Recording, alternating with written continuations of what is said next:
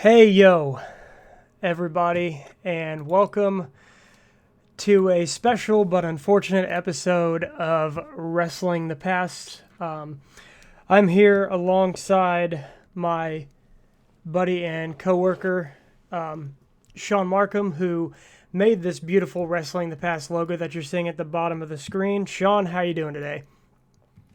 I'm doing good. I'm glad to be here. Thank you for having me on, Of and thank course. you for you know uh, giving me a shout out on the artwork. Yeah, no, absolutely. It was fun. We greatly appreciated it. All the guys that are going to be part of this podcast and that are part of the Pack YouTube channel already greatly appreciated it. Yeah, the only unfortunate thing about that was I had to look at a lot of pictures of Kyle trying to get the image right. Uh, I don't know, yeah, Shawn. That sounds like you had a pretty good time working on this logo, if I may say so myself. yeah, yeah. It was fun. Yeah. So the reason why this is such an unfortunate episode to be covering,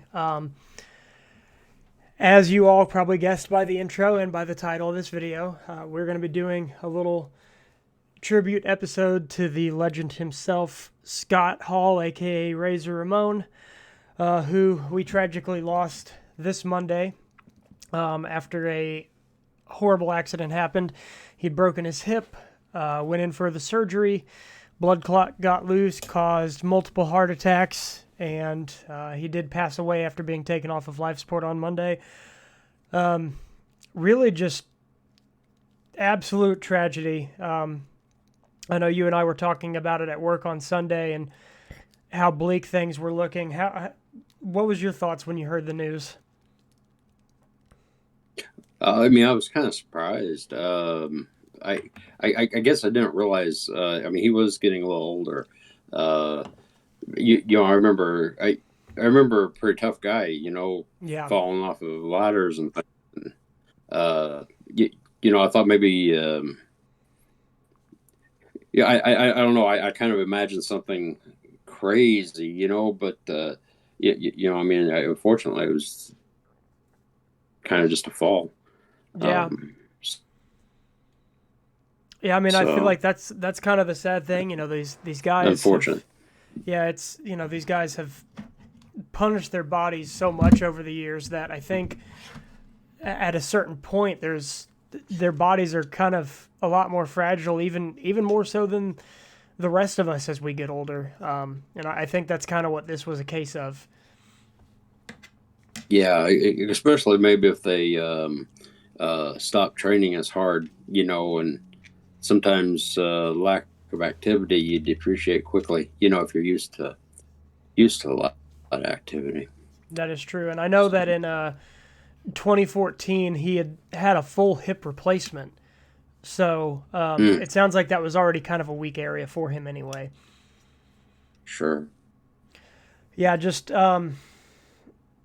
it's hard to put into words how much of a tragedy this is and how sad it is for the wrestling world and for wrestling fans. There's just an influx of wrestlers and pretty much any big name promotion you can think of coming out to pay their respects to Scott Hall. And, a lot of wrestlers like Ethan Page from AEW showing like the way he dresses on Dynamite next to a picture of Razor Ramon and how much he'd influenced him. And, I feel like this is a statement I saw, and I'm sure you would agree with this, is Razor Ramon made it cool to be the bad guy.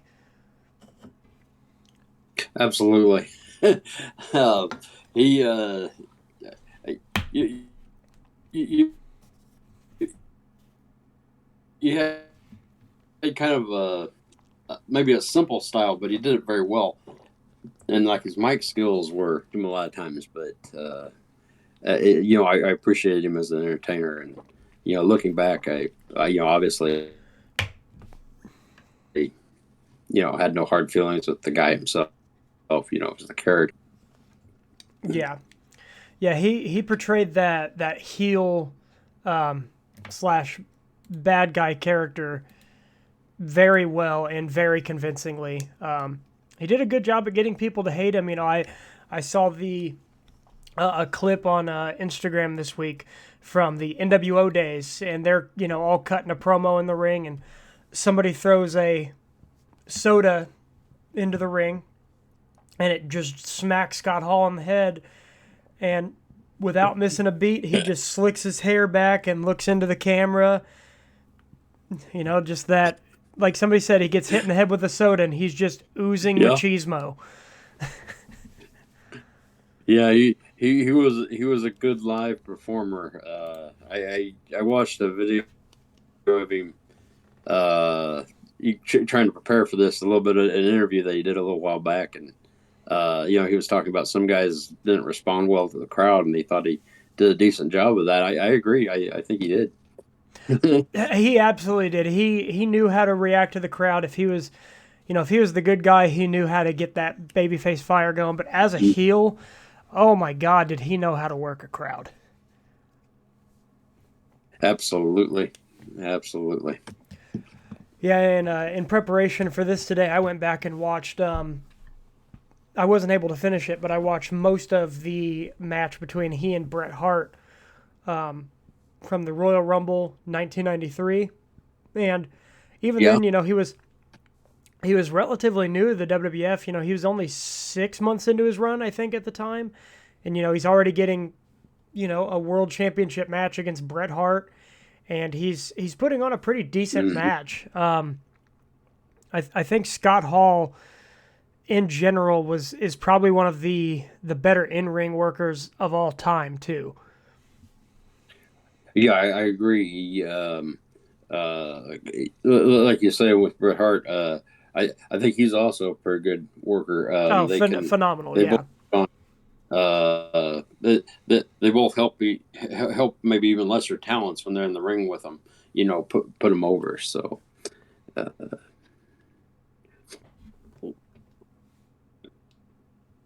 no, I would agree with that wholeheartedly. There's a lot of stories about when Scott was in WCW and going out of his way, even though he was kind of a shithead to Jericho most of the time. He kind of like stuck his neck out for him to go work with him at one point.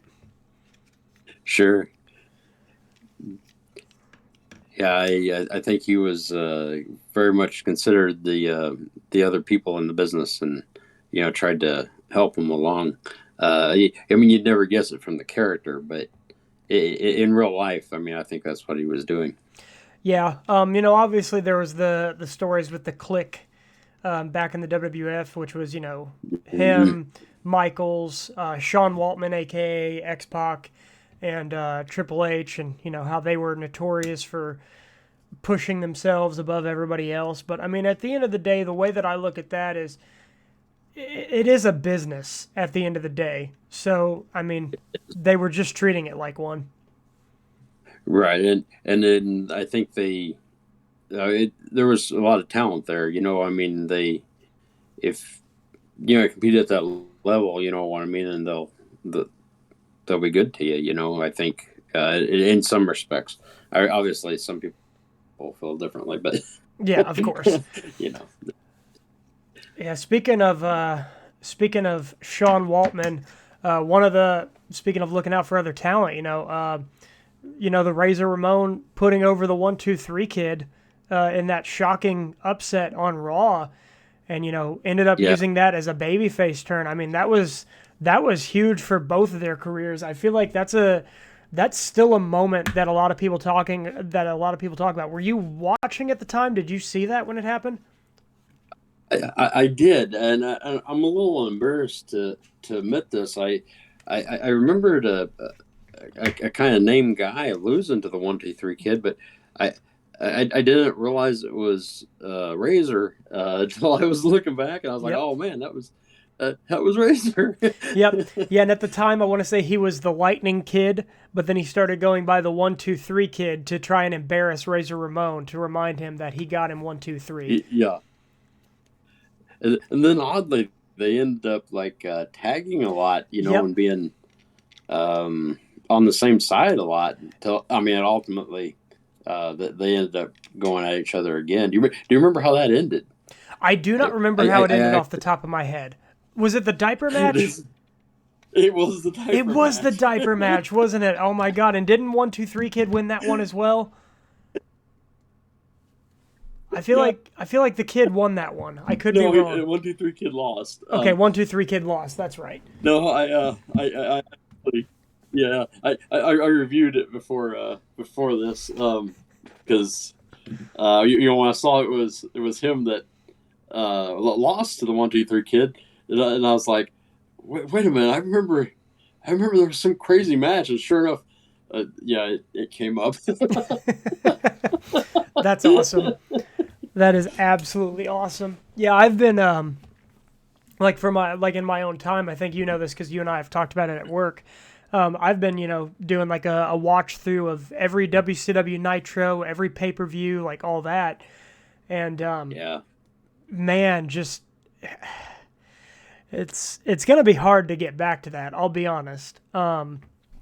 I left off with the Monday Nitro after Hog Wild 1996, and that's like the height of the NWO starting up. They just had Oh, yeah. Hogan just won the title. Scott's debut in WCW, to me personally, is probably one of the most significant moments, not just in the history of the Monday Night War, but probably in the history of professional wrestling. I agree. I did not see his actual debut. I'm a lot older than Kyle, by the way. I was watching at that time. I was and one. I had missed. Yeah, I was. I missed Scott's when he actually showed up the first time, but I caught it a week or two later. Whenever Kevin joined him at the Yep. at the booth. I mean, I'm sure everybody's seen that. But yeah, that was just like, oh wow, something's happening here. Yeah, and it was just so well written. You have Scott Hall just randomly jumps the barricade and he's in street clothes, gets a mic, Mhm. and he addresses the crowd and tells them, all know who I am, but you don't know why I'm here. And he's calling out Ted Turner and the Nacho Man, and Yeah, he's talking about the Ken Doll Weatherman wannabe, which he's talking about Bischoff, and says, you want a war, you're gonna get one. And it just, man, it was just so well done. And I feel like Scott was the perfect person for that role. oh, absolutely. He well, like I said, he brought good heel heat, and yeah, that was yeah. Yeah, that was I, I, definitely it.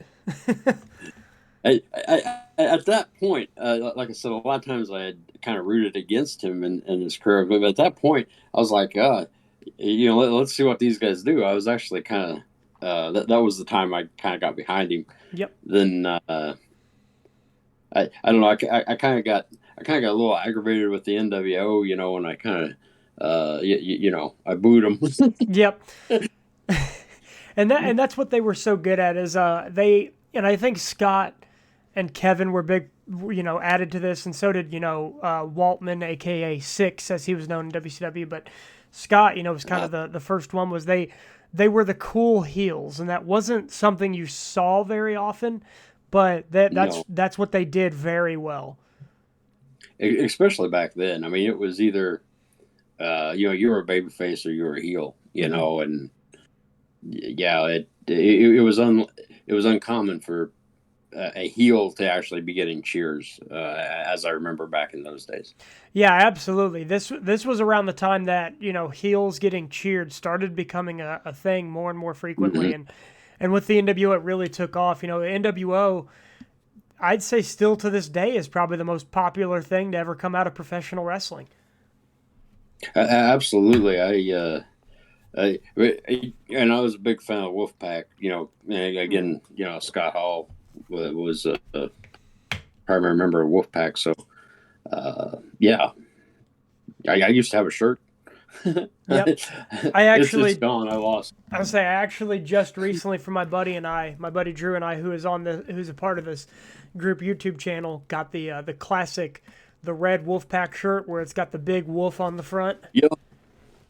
That's Nice. that Nice. is probably still to this day my all-time favorite wrestling T-shirt. Yeah. Yeah. That's pretty cool. I like the simple Wolfpack Yep, just the design as black well. with the That NWO in red. Yeah, no, it's perfect. yeah. Yeah. Yeah, and we're talking about Uh, the NWO. It's kind of wild when you think about it that so many people viewed Scott Hall and Kevin Nash coming in just simply as these are WWF guys coming in and taking over WCW, and that is a big part of what it was. But the other mhm. aspect that a lot of people don't know is that apparently the other idea from Eric Bischoff and them was, hey, look, both of these guys were in WCW before. They didn't get a fair shake. They became big Yeah. stars, Yeah. and they're coming back for revenge. Hmm. Scott Hall was. Which I didn't realize, Yep. but yeah, Scott Hall because I was. was. Sorry, go ahead. Go ahead. Oh, sorry. I thought I was cutting you off. I kind of watched WWF, and I wasn't really watching WCW until right about the time that the invasion started. Yeah, I'm not even sure why I had it on that particular week, but I mean, I was hooked. So and so were millions of people around the world. Like I said, it kind of started the most popular time period in wrestling history. But yeah, it's kind of funny when you look at it. Scott's career started. He was big in the AWA. He was known as the Tom Selleck lookalike. He had the big, thick yeah, mustache. He was a tag team with Kurt Hennig. He actually ended yeah, up in WCW after calling Diamond Dallas Page because they were buddies, and he said, "Hey, Diamond, like, I need a job," and he ended up getting him a tryout, and he became managed by Diamond Dallas Page and was the Diamond Stud, which it's funny because yes, if you go back and look at that character, it was Razor Ramon with some of the bells and whistles not there yet. right. Yeah, he just kept evolving the character, but the base was stayed pretty consistent. Yeah, I remember when I first got back into wrestling in like sixth grade because I kind of stopped watching a little bit after WCW got bought out as a kid. That was when we kind of stopped Hmm. watching at my house. But I remember getting back into it and kind of understanding more about what the history of wrestling actually was. Because if it tells you anything, when I was a little kid, I didn't know Hulk Hogan, Roddy Piper, Scott Hall, Kevin Nash, Bret Hart. I didn't know them as guys that were famous in WWF that came to WCW. I just knew them as Yeah, WCW guys. So I learned all that later on. I for the longest time, like I had a Bret Hart action figure from one of the bone crunching action figures from back in the '90s, nice. and I had a Shawn Michaels as well. We had like a 4-pack, and it was like Goldust, Shawn Michaels, Bret Hart, and I can't remember the fourth person. But as a little kid, I had the Bret Hart, and then I had the Shawn Michaels. So I get back into wrestling, and I'm like, when was it says Shawn Michaels was never in WCW. Why do I have a Shawn Michaels figure that's the exact same as Bret Hart? Then I started learning all this stuff. So I actually ended up going back and watching the debut Razor Ramon vignettes. Where he's down in what's supposed to be Puerto Rico, and he's Yeah, freaking out on the at the waiter and restaurant. all that stuff, and it's just classic '90s goofiness. But he just made it so good. Yeah, yeah. You talking about that the kind of Razor Ramon from Puerto Rico, and I mean he's clearly Italian. Like I, Yeah, I don't know. I was a little, and I didn't necessarily make all the connection. Uh, I, I didn't realize he was kind of emulating from Scarface. yep. I just kind of thought he was deliberately talking like maybe he was a little punch drunk. Oh man, that is kind of funny. Yeah, no, it was 100% Scarface. You know, Vince and Vince McMahon and Scott Hall have talked about it on the Scott Hall DVD, Yeah. where he asked Vince if he'd ever seen Scarface, and Vince said, "No, I haven't seen it," and he said, "Say hello to the bad guy" in that accent, and he said Vince just went, "That's it." And it just grew from there. That became Scott Hall's identity. He wasn't a bad guy. He was the bad guy. The bad guy. Yeah, no, Scott Hall just, man, it just feels weird. I got to be honest, it feels weird even doing this episode right now. Sure. I mean, he's one of the. Well, anytime one of your kind of famous people that you kind of admired for a long time, anytime you lose one, it's kind of like, wow, Yeah, they're human. yeah. Oh, absolutely. I remember, I can't speak to whether or not you would have ever done this stuff, but I know as a kid, even when I wasn't still watching wrestling anymore, whenever I found a toothpick, I did the Scott Hall. Yeah. I would do the Scott Hall walk down the hallways. Believe it or not, I was just doing that on Saturday at work. I started doing the Scott Hall walk down the hallway the day before we found out he was getting put on life support. Yeah, I missed it, but yeah. Yeah, I think I was with Ryan when I did it. But yeah, just doing the Scott Hall walk, and the most fun thing to do is his little over the top celebration, where he's pointing the thumbs at himself and shaking his arms like crazy. Yeah. Yeah, I just always went around doing that as a kid. I can't speak for you. Did you ever do that kind of stuff with the toothpick or anything?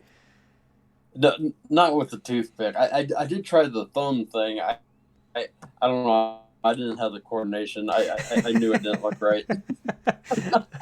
Fair enough. I can respect that.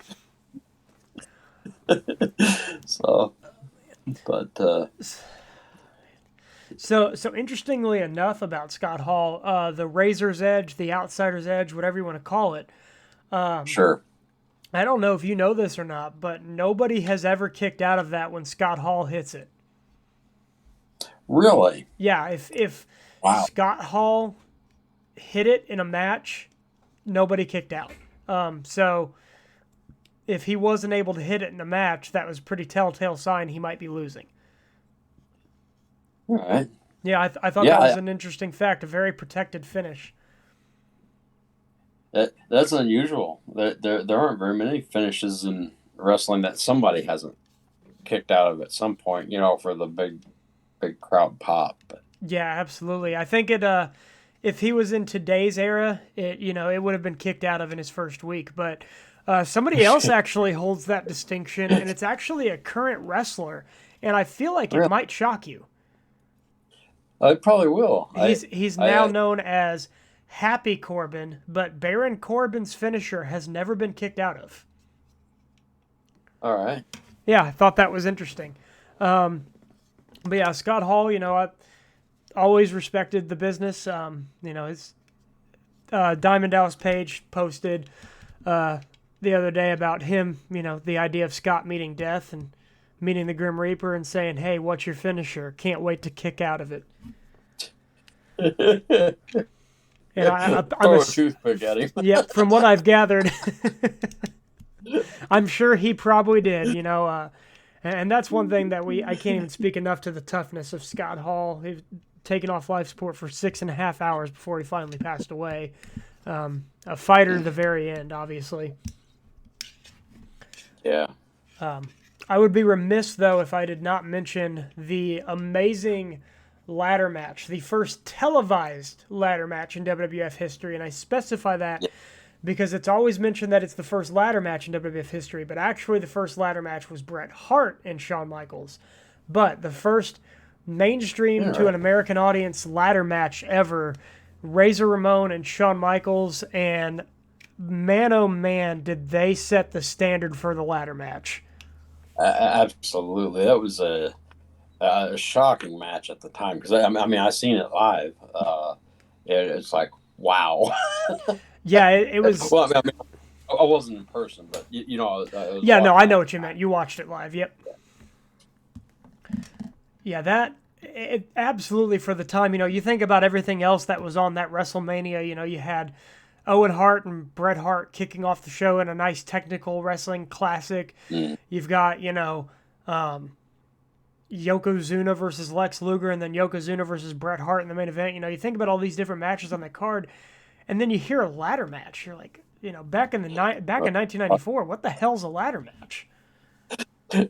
Yeah, I thought it was like the coolest thing ever, and honestly, I that particular match kind of inspired me to like kind of the hardcore stuff. I mean, Interesting. that match was one of the reasons why I ended up really being a hardcore fan.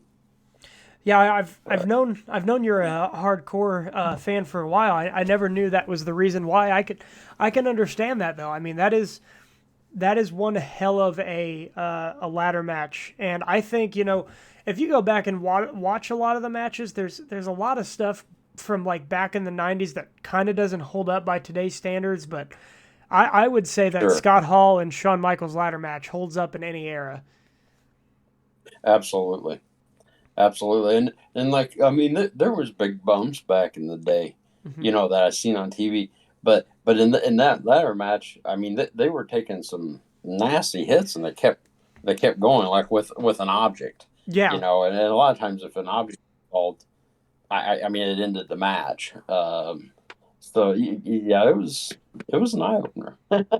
yeah, definitely. It So speaking of hardcore, uh, did, did you realize that he actually signed with ECW after he left yes, WCW? yep. Yeah, He it made a didn't few. last very long. Yep, no, he made a few appearances. Came out to I think it was Ready or Not by the Fugees. Um, Yeah, yep. yeah, Yeah, he was. I yeah. actually just watched a clip of his like I think it was either his debut or his return to ECW, and I mean he was over huge with that crowd. Right, right, and like I mean that was kind of surprising. Uh, they they kind of like their own, you know, and you know anybody from the other corporations, they kind of Yeah, they kind boo of got some heat hiss. last time. Yeah, Yeah, that I think that just kind of speaks to the popularity of Scott Hall and how much he meant to wrestling fans in general. And at the time, and obviously this stuff is well documented. He's going through a lot of his personal and substance abuse issues at the sure, time. So, seeing him just in general in that light and seeing him look relatively okay, I think was just a happy sight for fans in general. absolutely. Yeah, it had to be. I mean, it's unfortunate that they did struggle with some alcohol and other substance abuse, but I mean, it's something a lot of wrestlers got involved in. Yeah, and Uh, he was a very peculiar case and reason as to why. I'm assuming you've probably heard the story about when he was a bouncer at the nightclub, right? I have. Yeah. Um, It, very tragic. Uh, Very tragic. Sent him down a very dark path in life for sure. yeah. For those who don't know what we're talking about, and this is public record, they even cover this in his documentary. Scott Hall, when he was in his early 20s, I want to say he was 23, 24. Sorry, he was 24. He was a bouncer at a strip club. He had made a promise to himself that he would never date one of the girls. He broke that promise. Turned out she was married. The husband showed up Hmm. at the strip club, pulled a gun on him. They ended up fighting. Scott got the gun from him, and when he went to pistol whip him, the gun went off, and he ended up killing the guy with that gunshot. He was Yeah. he was cleared of all charges due to it being self-defense. But he went on record and said that he hated himself and couldn't forgive himself for a long time for that. And that's one reason why Diamond Dallas Page is somebody who will always have my respect for the work he did getting Scott back to being himself and getting him to the right place, and WWE helping paying for his rehab, Yeah. just everything they did for him combined, just and giving us. He's been sober. He was sober since 2013, pretty much. Giving us Scott nearly 9 more years to actually enjoy his life. As somebody who has been a fan of Scott for a long time, since I was a little kid, pretty much, I can't thank Diamond Dallas Page and the WWE enough for what they did for him. Absolutely. I, Diamond Dallas, he's got a big heart. Yes. He's really helped several. I know he helped Jake the Snake as Yep. well. And with his yoga program, countless of just everyday people like you and I. Yeah, yeah, and that's fantastic. Not to get off the subject of Scott Hall, but I, yeah, I don't know. I never quite seen the appeal of Diamond Dallas in the ring. Really? He was real popular. I remember him being real popular. He was just one of the ones that, yeah, I don't know. That was one of the times I kind of cheered for the bad guy a lot of times when Dallas was in the ring. Interesting. Well, that's something we can actually get into. I'm sure you probably remember the angle. It's the moments where Diamond Dallas Page's popularity skyrocketed. It's when he kept getting the offer to join the NWO, and he fakes like he's going to accept, Yeah. and he's shaking Scott Hall's hand, and then spins him around and hits him with the diamond cutter. Scott Hall lobbied for him backstage for him to be the one that had that moment. Bischoff, has gone on record, and it's been talked about. DDP lived 2 houses down from Bischoff, and they were friends, so it was really hard to push him without him getting heat. And Bischoff was apparently kind of against giving him that moment for that reason. And Scott Hall, I guess, stuck up for DDP, because DDP was his friend too. And he said, look, I don't want to work for somebody where it's going to go against me if I'm their friend. Yeah. So, Yeah. I mean, Scott Hall, is pretty much the main reason why DDP became as big as he did. That's awesome. It's weird, the interactions behind the scene that you weren't aware of back then. I mean, the with the internet now, I mean, there's so much information. Yeah, so much, and you learn so much more. Right. It's crazy. Honestly, I miss a little bit of the mystery to things. Yep, the kayfabe, as it's called. Yeah, yeah. For not only wrestling, but like a few other aspects of pop culture. It was kind of nice not knowing all the dirt. Yeah, that's definitely true, because there's not always the best dirt coming out. That's right. We got like the uplifting story about Scott, looking out for DDP and basically making his career take off, but it's not always that positive when you hear these stories. No, it's not.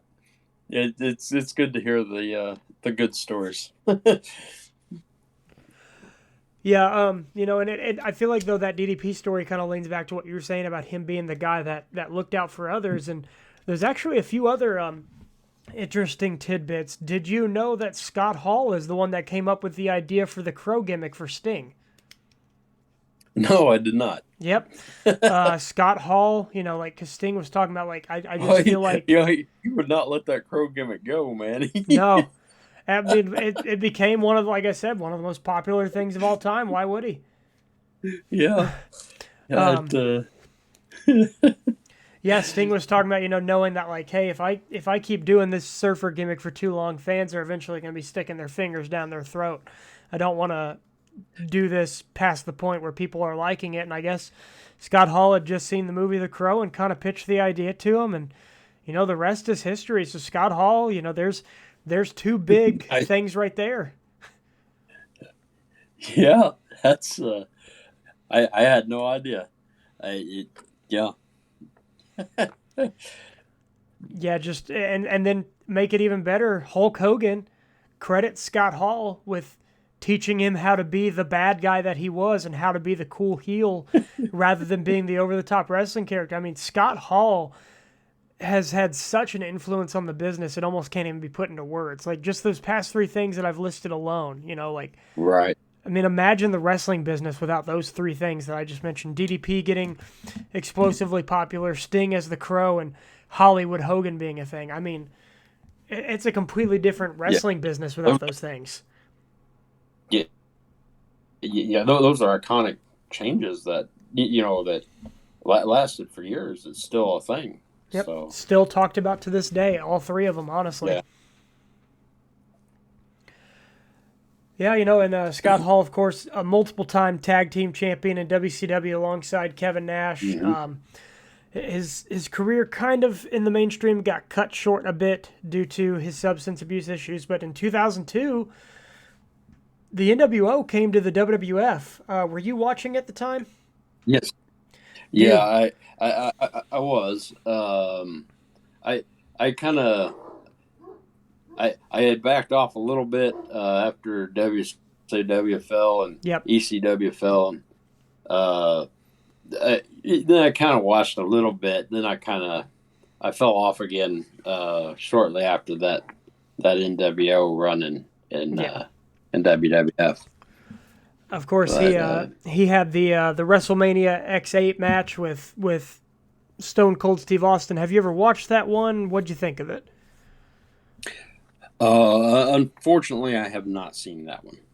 I would recommend going out of your way to watch it, not because it's the best Scott Hall or best Stone Cold match, but just to watch Scott Hall sell the Stone Cold Stunner. It's worth watching. All right. Yeah, I will check it out. He had a lot of good matches. Absolutely. I felt like a lot of them, a lot of his best moments was kind of in tag teams. As opposed to the single wrestler, although he obviously did phenomenal either way. Good performer. Yeah, as the Outsiders, they had tremendous matches. There was, I was just listening to the Eric Bischoff podcast today, and it was the Outsiders versus Harlem Heat, and Dave Meltzer, who I'm notorious for not having the best opinion of, but Dave Meltzer even put over how great the match was, and how well these guys worked together, and talked about how great Scott did in the match, which isn't surprising. Scott spent a little bit of time in TNA, but again, he was not in a good place in his life. And we talked about DDP getting his life together in the early 2010s. Scott would make sporadic appearances from that point on, including a run-in at WrestleMania 31, where we capped off the Monday Night Wars officially, and Sting versus Triple H, where DX would run out, and then the NWO came out, and it was Hogan, Hall, and Nash.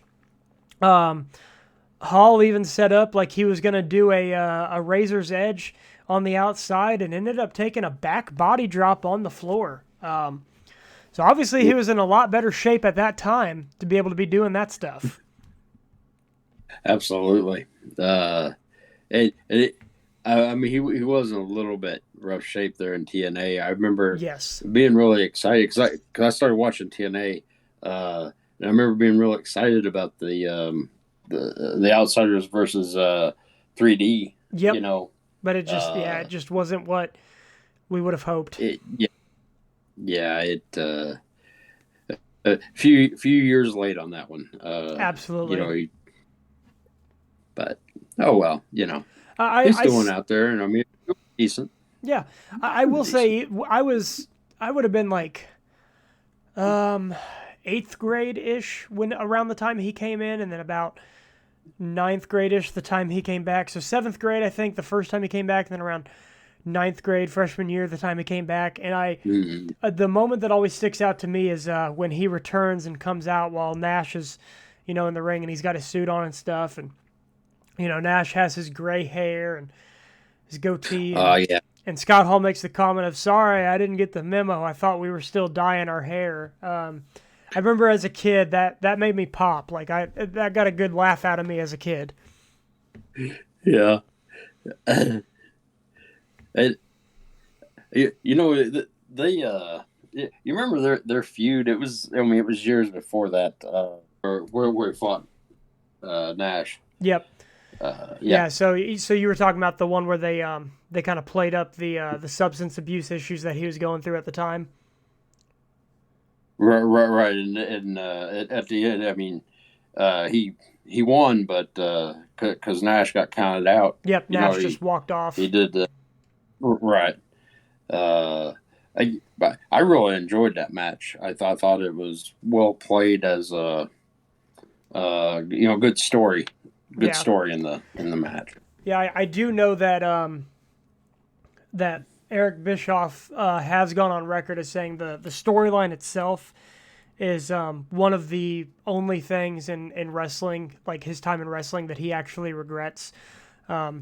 Feels I, like it was that kind of wrong to bring that stuff to light and take advantage of it the way he did.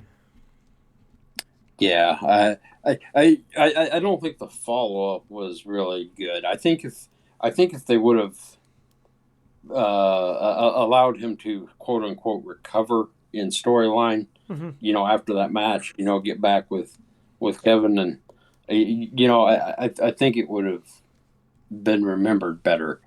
Um, that seemed like a decent finish, but then it just continued on Yeah, it just kind of after that. it continued on after that until they just kind of magically reunited after Starrcade when the Right. streak of Goldberg got ended because of a stun gun, which is a whole nother thing that I'll probably get into at another time on another podcast. Um, Yeah. But yeah, I will say this about that match. I was watching, and I seen Goldberg walk out, and it was one of the few times that I called it. I was like, man, something's going to happen. He's going to lose.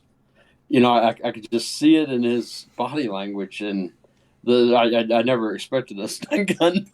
yeah, no kidding. I don't think anybody did. Yes, yeah, Goldberg was definitely a guy that wore his heart on his sleeve, and his emotions were pretty obvious. So when something was up Yeah. with him, you could definitely tell.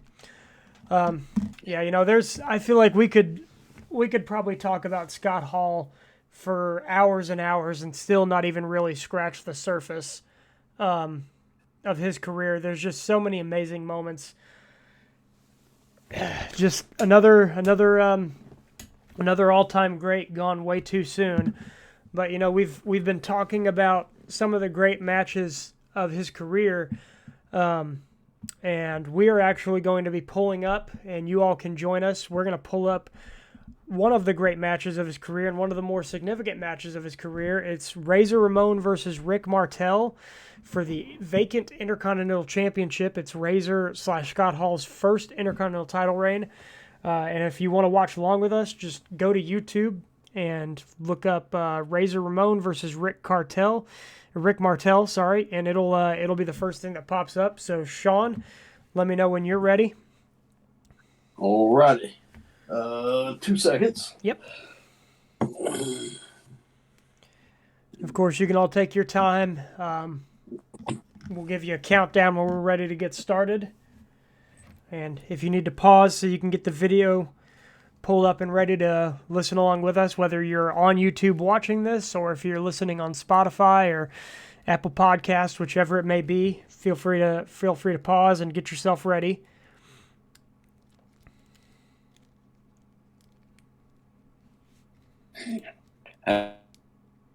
Absolutely.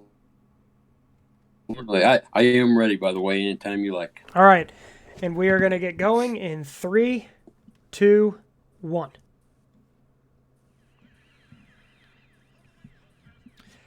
I mean, I I was can't hear you. Okay. I was I wasn't even around at the time. This was what, 93?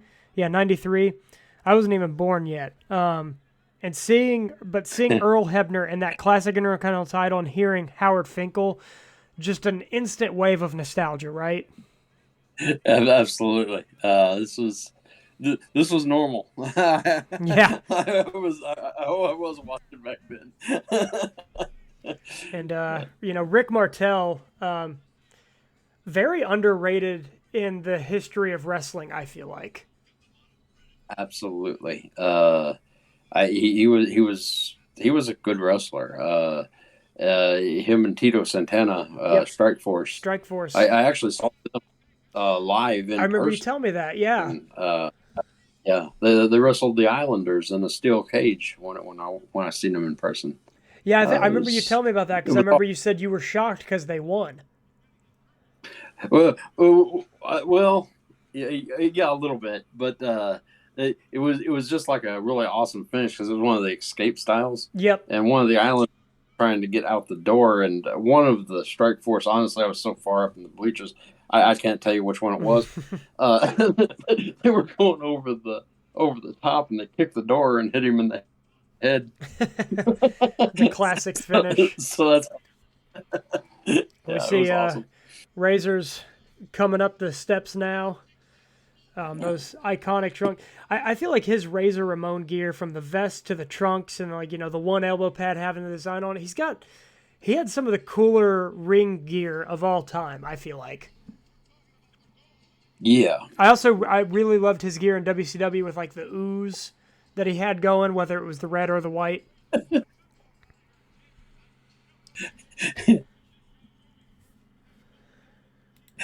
Yeah, that was my thing. Is I mean, it's classic, of course, but I like the blood drops better Yeah. Oh no, or absolutely for ooze. me. And I'm probably partial because, like I said, as a little kid, I watched WCW, and boy, oh boy, you can tell this is the early '90s. You got Razor with a mullet, and you got Tony Chimmel had a mullet too.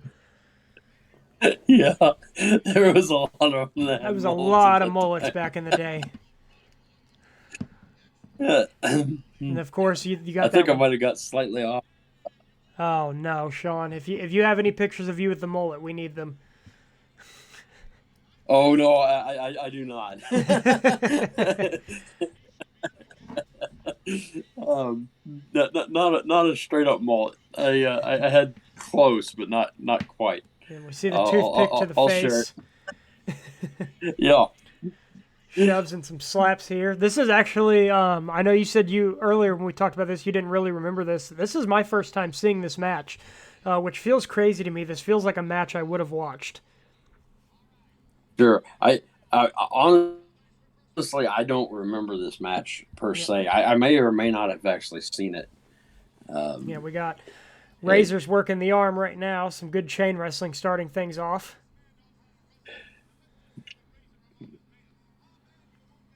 yeah. Yeah, these are two of the better, mid card, upper mid card workers of all time.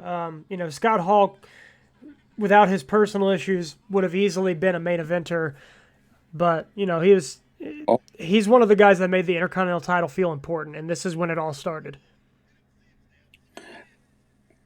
yeah. Yeah. Absolutely.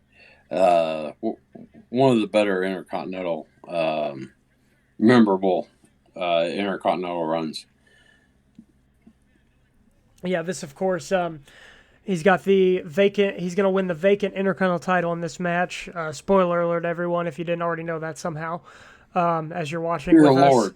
Yeah, right. This was all started because Shawn Michaels had been suspended.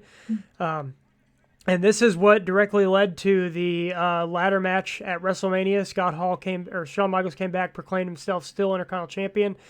That trademark fallaway slam from Scott Hall. Has anybody ever done that move better than him? I don't remember anybody doing it better. It's a good move and one of his classics. Yes. But as I was saying, that's why there was the two Intercontinental titles in the ladder match at WrestleMania, and then just a little over a year later at SummerSlam '95, they would have a rematch ladder match, which Shawn Michaels would win to retain the Intercontinental title. So the funny thing is, when you think about those two had two ladder matches together, and both times the person that walked in as the official champ retained. Right. I Right. almost feel like, It, they were both great matches, by the way. oh yes, there are people who even say that they think the SummerSlam one is the better match. Hmm. I'd have to go back and watch them side by side to say. I agree. I would have to take a rewatch on the two of them. Like in trying to prepare for this, I was kind of I didn't rewatch those because I remember them. You know what I mean? Yeah, yeah, yeah. So I was a little bit of fresh material. It's funny hearing Macho Man on commentary. It always is. So, oh yeah. Yeah. Oh, that's always the fun old school classic spot where the guy's holding onto the ropes and he flips him over the ropes back into the ring by pulling on him. Yeah. This Yeah. There's quite a few of the older uh, uh, things that was common in wrestling at the time. You the don't the hardly the see it old all school anymore. the tropes, if you will. Yes, yes. I mean, like him working the arm. Yep, Yeah, yeah. I mean, it's yeah. You don't see that much anymore. Mm. definitely not. It's about a lot of high spots nowadays. The psychology and the mat work in this match alone is really good. I like Scott slapping him there while he's wrenching on the wrist Yeah. on the ground. Yeah, That's awesome. yeah. That's a classic thing Uh, that he did a lot. and of course, mine just We might have to pause here. good. Yeah, I said, did yours give you like a quick little ad? yeah. Yep, mine too. Uh, he's in the arm bar now. Yep. See if we're sitting in the same spot again. I say Okay, I'm at or at 706. least close enough. I'm at 707 in the match. We'll be close enough at least. That would have been a good Okay, time yeah. for I'm ad just blocker, but I'm lagging. watching on my phone, so that wouldn't have worked. Yeah. Oh, and this match will continue when we come back from commercial break. Okay, Yep. how poorly did WWE's YouTube channel do on that? You put the ad break when it said there was a commercial break. They were like 5 seconds off. It just, it just makes sense. Oh my gosh, that would have been perfect. Nice body slam to the That's what outside. happens when you leave computers in control. Yep. Man, Yeah. that's why you got to time those ad blocks, because that would have just been, honestly, that would have gotten a laugh out of me if it said this match will continue and then we got the ad. I would have popped. That would have been good. You But know, now I I'm mean, just it's the way like, it should be. but But now I'm just like, no, no, no. I just got back from commercial break. yeah. And in typical fashion, the heel, when we come back from break, is working over the babyface. It's kind of like war games. War games. The babyfaces never get the advantage. Does the babyface ever have the advantage when we come back from commercial break? Oh, it was very rare. I If think they did, the heel that was a was a jobber. yeah, Of yeah. course, It or something got mistimed. yeah. Then the old school trope, Martel's foot on the ropes and Hebner catches it. Martel thinks he won and now he's threatening Hebner. Yeah. I, I guess I, I guess actually Martel's the bad guy here, right? Yes, yes. This was Uh, around the time that Razor had turned face by showing his respect for 1, 2, 3 Kid, if I'm correct. all right. I actually don't have volume for those of you watching at home. Because I don't want to interfere with with the so Yeah. yeah, I wasn't able to catch that. Yeah, I've got mine like ever so slightly quiet to where I can just barely hear it. Sure. Yeah, I can slightly hear Vince McMahon on commentary. Vince on commentary was always hilarious. Yeah. Uh, I, I I actually liked him on commentary. Oh yeah. They yeah. No, I think Vince was actually a really good commentator. We see a Boston Crab here, which I believe was one of Martel's finishes. It was. Yep. Yeah. Yeah, that was a normal uh, uh match ender. Yep.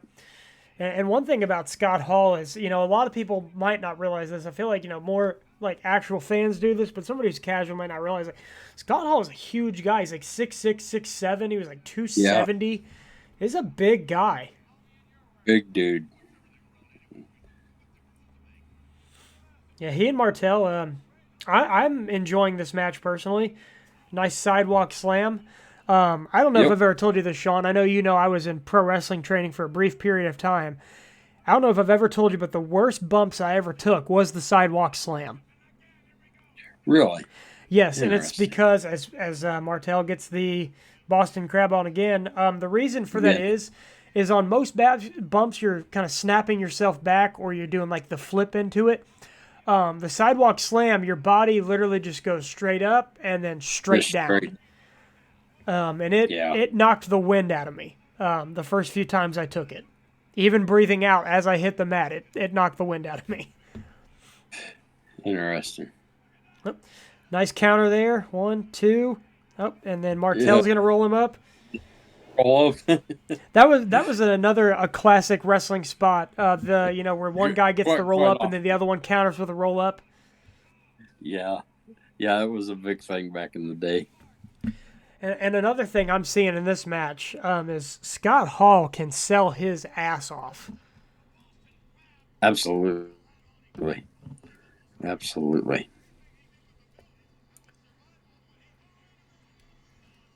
Just the Got the boot and foot. smacks him. And of course he smacks him again. And he's gonna crotch him on the top rope, top turnbuckle. Uh-huh. You know, when you consider this was on Monday Night Raw in 1993, these two were given a lot of time. Yeah. I mean, Yeah, the matches at the time were kind of shorter usually. usually we're at about the 12-minute mark. Oh, and Scott rolls through. Okay. That's another classic wrestling spot. The Uh-huh. crossbody and the guy rolls through. Man, yeah, these I mean, we're 12 and a half minutes in, and they had a commercial break at the time too. They gave these guys some time to work, and Martel controlling Yeah. most of the match, Hall bumping his ass off for him. I think these two worked really well together. Yeah, they did. It's a good match. There's a knee. A kick to the gut. Oh, here we go. He's setting up for it. Yeah. Goodness, it almost looked like Martel kind of sandbagged him there a That bit. was He got him up that though. was I could, watching that finish, you can understand why nobody ever kicked out of it. And we've that's got a new Intercontinental Champion. first time for him. Yep. Very nice. I felt like this was a fitting way to wrap up this episode as we go back and watch his crowning moment, the first time he ever became the Intercontinental Champion. Huge ovation from the crowd we're seeing. Yeah. An absolute classic moment and an absolute icon and legend of the wrestling business. Yeah. Sad to see another one go. Absolutely. Far too many have gone and far too many still will. But I mean, at least he got to live to be an old man. You know what I mean? 63 years old. There's a lot of wrestlers have lived half that life. Yeah. So And I mean that's positive, I suppose. Yeah, and I'm also grateful that he was able to get sober and live a few happy years of his life. There's the classic Razor Ramon oozing machismo shirt, and he's gonna strap the belt around his own waist. Yeah. And spin it around. Of course.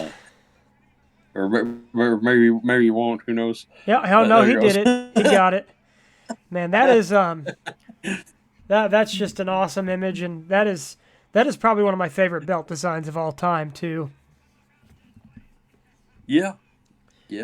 That's it was a good belt. Absolutely. Well, this video is wrapping up on this match. Razor Ramon, the Intercontinental Champion. We get that trademark celebration. Yeah. Well, like I said, we could probably go on and on about Scott Hall for hours and hours and still not be done, but I think that's a great place to. I think that's a great place to leave this off. Sean, do you have any final things you want to say about Scott before we wrap this up? You remember that time he came out with the NWO and there was several of them in the ring and he had the microphone and he went to speak and then he couldn't remember what to say.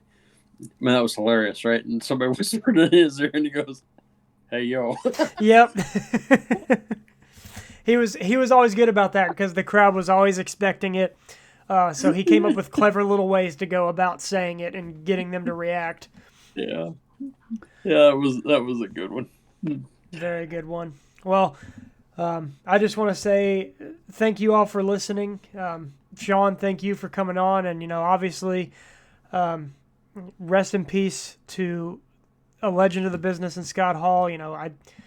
I said it on a post on my Facebook page, but I just thank you, Scott Hall, for all the memories, for everything you did to your body and in and out of the ring for our entertainment and, for making us all feel like we could be cool by emulating you and just all the awesome things you did for us. And like I said, I'm glad he got to spend the last few years of his life feeling sober and healthy and was able to enjoy it a bit before he did leave this earth. So on a positive note, we had that. But yeah, like I said, this is kind of a somber episode, of course, but I'm glad you guys were all able to join us in this, a celebration of the life of Scott Hall. Shawn, I would love to have you on again in the future, hopefully talking about something a little bit more positive. Yes, I agree. I'd love to come back on. I do have a little bit of knowledge that I can share. We'll have to see if you're over with the crowd, brother. Yeah, that's what it's all about. No reaction. Will they boo me or cheer me? Well, once again, thank you guys for tuning in, and we will talk to you next week on Wrestling the Past. Goodbye. Hard work pays off. Dreams come true. Bad times don't last, but bad guys do.